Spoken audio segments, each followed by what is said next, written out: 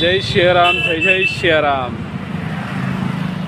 ఇది కూడా ఇదే రాంపాత్కి ఇప్పుడు మనం దగ్గరికి వచ్చేసినాము. రామ్ జన్మభూమి దగ్గరికి వచ్చేసినాము. వీడియోగా ఇట్లనే స్టార్ట్ చేసుకుని ఉంటాము, ఏం ఇబ్బంది లేదు.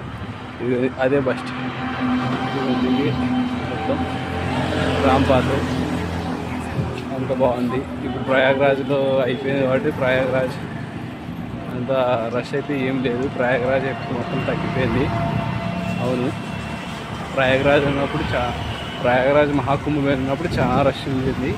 ఇప్పుడు మొత్తం తగ్గిపోయింది, చాలా తక్కువైంది.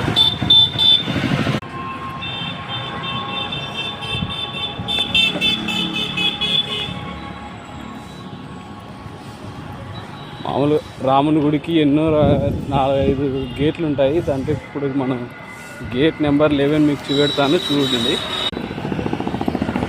అన్ని రామ మందిరం గుడి కట్టడానికి వచ్చిన పత్తర్ అంటారు, స్టోన్స్ లారీలో ఉన్నాయి చూడండి. ఈ గేట్ నెంబర్ 11 అనేది చాలా పెద్దది. వెహికల్స్ అలో ఉంటుంది, మనకు అలో ఉండదు. ఎవరు మనుషులు కూడా అలో చేయరు. చాలా రిస్ట్రిక్టెడ్ ఏరియా ఇదంతా. మీరు చూడండి, వెహికల్స్ ఇవంతా పెద్ద పెద్ద రాళ్ళు, పెద్ద పెద్ద శిలలు. రాముని గుడి నిర్మించడానికి ఎన్నో జన్మలు, ఎన్నో సంవత్సరాల నుంచి ఇదిగోండి చూడండి రాళ్ళు.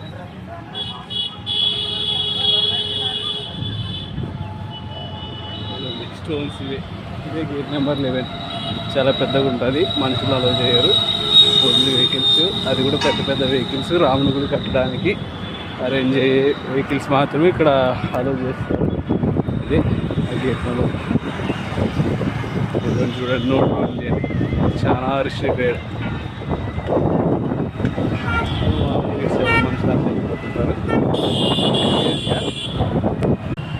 ఇది రైల్వే స్టేషన్ దారి, అయోధ్యాధామ్ రైల్వే స్టేషన్ దారి ఇదే. చూడండి, ఇంకో దారి కూడా ఉంటుంది. ఇది పెద్ద దారి, మెయిన్ దారి, వెహికల్స్ అంత వచ్చేది. ఇంకా మనం దగ్గరికి వచ్చినాము రాముని గుడి దగ్గరికి. ఇది బ్యారియర్ నెంబర్ 3. మామూలు ఎక్కువ వచ్చినప్పుడు ఇక్కడనే ఇడిస్తారు. ఇలాంటి ఆటోలు అయోధ్యలో బాగా సులభంగా దొరుకుతాయి. ఇలాంటి ఆటోలు ఉంటే సింపుల్గా ఎక్కేసేయండి ఈజీగా. 20 రూపాయలు 10 రూపాయలు. అప్పుడు చెప్పాను చూడండి, రైల్వే స్టేషన్కి ఇంకో దారి కూడా ఉంటుంది అనేసి. అది మొత్తం ఫుల్ రష్ ఉంటుంది. ఇంక ఇటు నుంచి అయోధ్య దగ్గరికి వచ్చినాము. అయోధ్య గుడి దగ్గరికి వచ్చినాము. ఇదే రైల్వే స్టేషన్ దారి, అయోధ్య ధామ్ స్టేషన్. ఇది చూడండి, రష్ పడుతుంది. ఇంకా